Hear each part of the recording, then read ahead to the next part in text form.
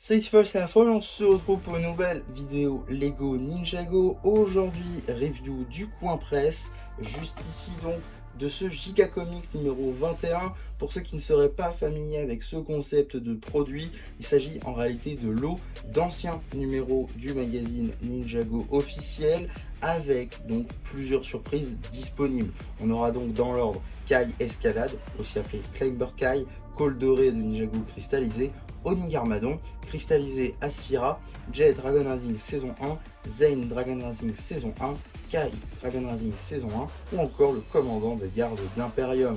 Donc ça, vous pouvez en avoir deux sur tous ceux qui sont disponibles.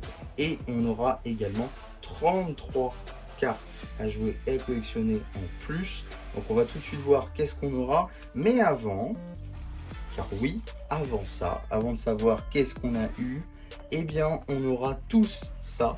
Si vous l'achetez en tout cas, vous aurez donc ce magazine Ninjago Comics, une exclusivité à ce Giga Comics numéro 21 avec une bande dessinée à l'intérieur. Donc je vais vous faire le tour rapide de ce genre de magazine. Donc on a ici une petite publicité pour le magazine Lego Marvel. On a ensuite un petit sommaire juste ici. On a ensuite la bande dessinée, le projet Pixel de Zane, bande dessinée qui sera évidemment disponible sur la chaîne BD Slava de Soi. Donc voilà, petite bande dessinée avec justement le robot Krill qui est grandement basé sur Pixel mais quand même un petit peu inspiré de Krill. Donc ça c'est plutôt cool à voir. Suite de la bande dessinée, suite et fin, j'imagine, de la bande dessinée. Voilà, fin de la bande dessinée. Un petit jeu entre Arin et Sora, petit jeu avec le clan des loups, hein, notamment avec les guerriers au masque de loup et d'autres membres entre Cinder, Jordana et même Noct dedans. Donc ça c'est plutôt cool. Et à la fin, on a juste un petit coloriage de Jay, ainsi qu'un petit poster de Zane, ou encore un petit poster des ninjas dans leur tenue tournoi. Donc voilà pour ce petit magazine exclusif. Globalement, c'est un truc en plus. Voilà, faut le voir comme quelque chose en plus, avec une petite bande dessinée à l'intérieur. En tout cas, on va commencer par les cartes, vous savez quoi. Donc en gros, ce qu'ils veulent dire par 33 cartes, c'est qu'ils vous offrent un multipack à l'intérieur, juste ici.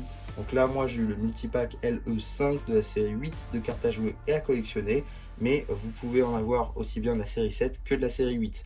Donc moi, j'ai eu la série la plus récente, avec du coup la carte LE5 Chef Raz. Donc j'ai déjà sorti normalement une ouverture de ce multipack en short. Elle date un petit peu, mais vous pouvez peut-être la retrouver. Donc si ça vous intéresse, j'ai déjà ouvert ce genre de pack. Et donc, ensuite, ça ne devait pas tomber, mais c'est pas grave. Ensuite, je vais vous montrer tout simplement les magazines que j'ai eu. Donc, tout d'abord, c'est très simple en fait, et j'ai eu deux fois le même magazine. Voilà, donc j'ai eu deux fois Oni Garmadon. Alors, c'est une film quand même plutôt cool, mine de rien, Oni Garmadon, mais j'en ai eu deux quoi. Donc, c'est cool, ça me servira quand même. Mais ouais, avoir deux fois le même magazine, je trouve ça un peu dommage personnellement. D'autant plus qu'il y avait d'autres films qui m'intéressaient, notamment Zane Dragon Rising saison 1, qui aurait pu être cool. Donc un peu dommage d'avoir eu deux fois la même figurine.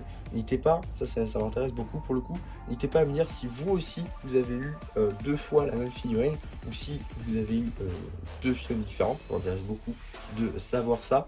Et également un truc que je voudrais notifier, c'est que c'est l'un des rares produits en presse à être au même prix qu'une boîte Lego, c'est-à-dire 9,99 €. Effectivement, là vous voyez, j'ai acheté ce pack donc pour 9,99 €, c'est le prix d'un Battle Pack.